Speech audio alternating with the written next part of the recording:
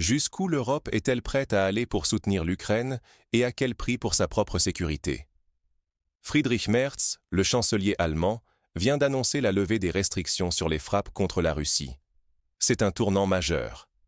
Désormais, l'Allemagne s'implique toujours plus dans une confrontation directe avec Moscou, à tel point que la Russie a convoqué une réunion d'urgence à Moscou et adressé un avertissement clair à Berlin. Sommes-nous en train de glisser, sans retour, vers une guerre ouverte en Europe? Pour comprendre comment nous en sommes arrivés là, revenons sur les derniers développements. Ce n'est pas un simple débat diplomatique, c'est la conséquence d'années de tensions croissantes. Depuis le début du conflit en Ukraine, l'Europe n'a cessé d'augmenter son soutien militaire, alors même que ses propres ressources économiques et sociales s'amenuisent. Récemment, un fonds européen colossal de 150 milliards d'euros a été créé pour financer l'armement et injecter des investissements massifs dans l'industrie militaire ukrainienne. Pendant ce temps, les États européens poursuivent une guerre indirecte contre la Russie, en fournissant de l'équipement de pointe, en formant des soldats ukrainiens sur leur base et en envoyant des conseillers militaires sur le terrain. Mais à quel prix? En privilégiant la spirale de la guerre, l'Europe sacrifie ses priorités internes et met en péril sa stabilité. Mais cette assistance, loin de calmer la situation, aggrave un problème central. Ce qui se passe en coulisses dépasse tout ce que les médias traditionnels révèlent.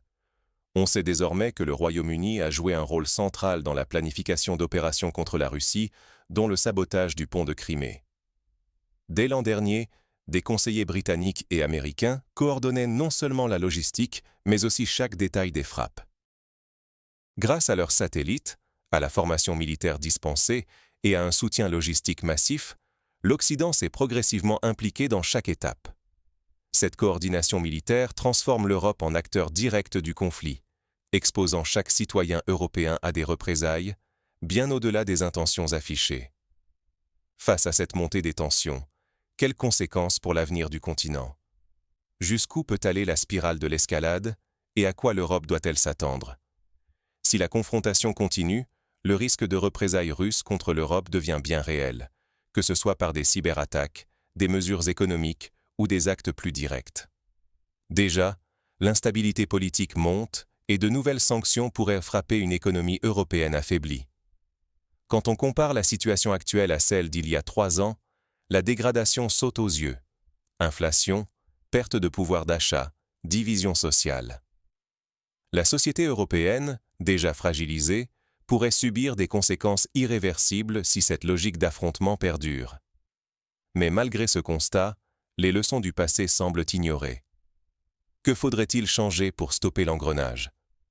Regardons l'histoire. Chaque fois que l'Europe a choisi l'escalade face à la Russie, elle s'est retrouvée perdante, économiquement comme humainement. Aujourd'hui, en livrant toujours plus d'armes, l'Allemagne ne fait qu'alimenter le conflit, au lieu de chercher un vrai chemin vers la paix. Cette politique répond davantage à des intérêts extérieurs qu'à ceux des citoyens européens. Il est donc crucial de s'informer et d'exiger une réévaluation de nos priorités.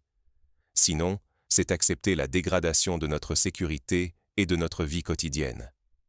Il est temps de regarder la vérité en face et de faire entendre sa voix. Et maintenant, que ferez-vous de cette information? Face à ce tournant historique, chacun de nous doit s'interroger. L'indifférence n'est plus une option.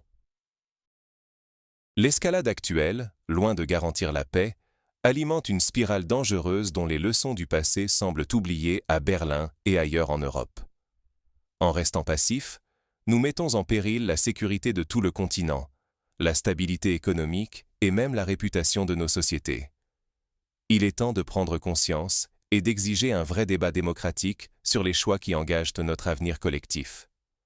Rester spectateur, c'est accepter le risque d'une catastrophe.